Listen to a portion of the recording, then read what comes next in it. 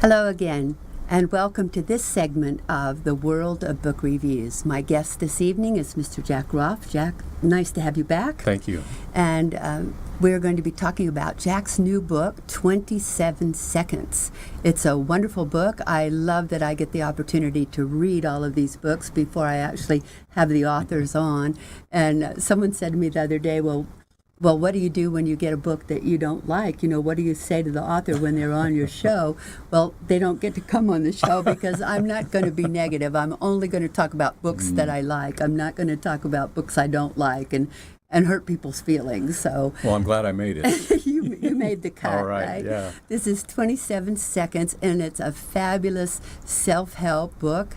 But it's got a story to it, too, Jack. Tell us a little bit about your story, about how you got to Notre Dame in the first place. Well, tell them that you went there. They might not even know. Well, let's start with that. So Okay. the tagline with the book 27 Seconds, Judy, is discovering your life-changing moments. Mm-hmm. And one of my life-changing moments happened at the University of Notre Dame.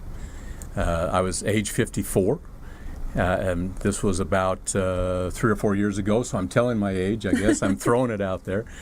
And I found myself on the basketball court, but there was a stage set up, and it was graduation day.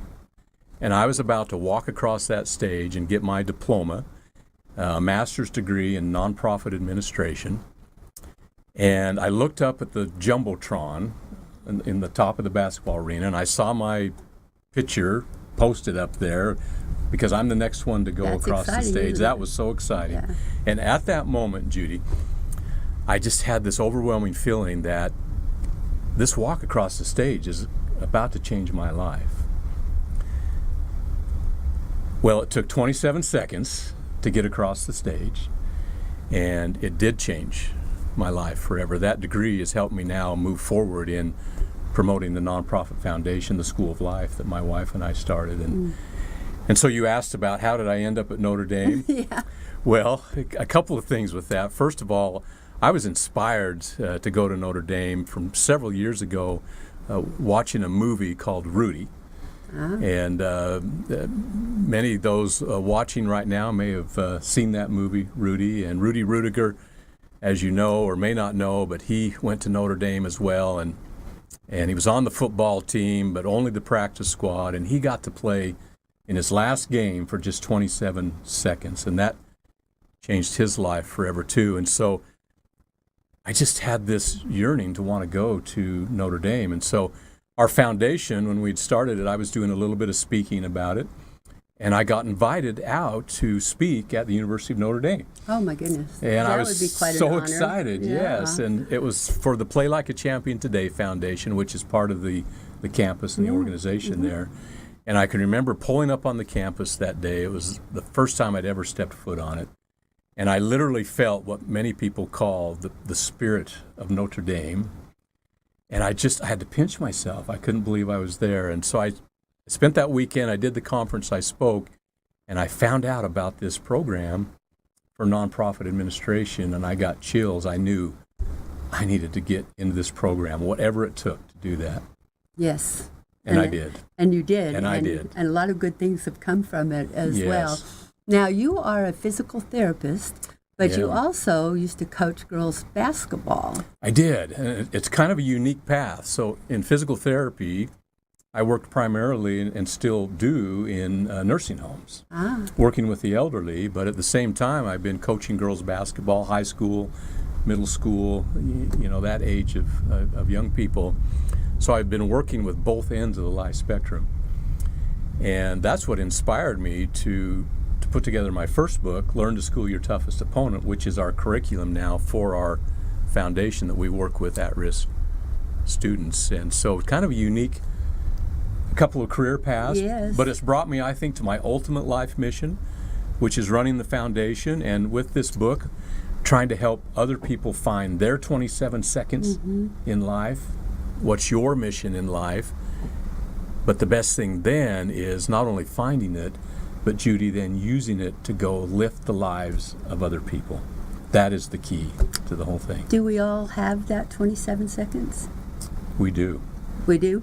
We do. Now, if I want to change my life, how would I find my 27 seconds? Well, you need to go through the steps in the book. Oh, yeah, the book does have wonderful steps in it. And I won't necessarily give all those steps away, but it begins with journaling and writing down times in your life when you've felt inspired. And we all have those times, but sometimes we have to think back what they were. But we begin with that because those times in our life when we felt most inspired, it's probably because we've been doing something that involved the talents and gifts that we've been given. And that's a good start. Yeah, sounds that's a like good start. I think so many people don't realize they have talents and gifts. They don't. And that's unfortunate. And that's why I guess I'm on a little bit of a mission to help everybody find that. And of course, your 27 seconds in life is metaphorical, but it's those moments where you really realize that you do have a talent and gift. And then the key is finding, okay, now how do I go forward and use that and use it to bless the lives of other people? Because if you want your own life lifted up, just lift those around you, and automatically your life will go up as well. Exactly. Grace and I were talking a little while ago about the book Giraffes Can't Dance, and how all the other animals laughed at the giraffe until the cricket came along and started playing music, and the giraffe danced to the music from the cricket because he couldn't dance to the other music, but somehow it just made him dance to his own music.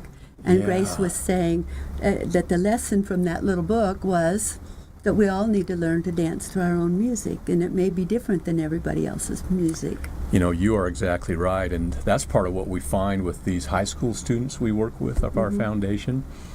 They all have different music that they dance Yes, to, but they don't always have people helping them find what that is. And once Right. they do, they can just blossom.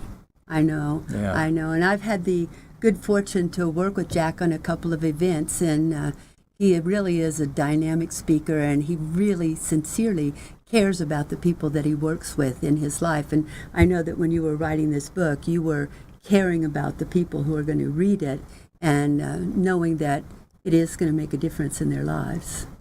You're right, and I'm very passionate about that, and I want as many people to have the opportunity to find their 27 seconds that they can. Good. Would you tell them how to reach you so they can be in touch? Yes, the best way is to go to our website, 27secondsnd.com. That's 27 seconds ND for Notre Dame. I got it.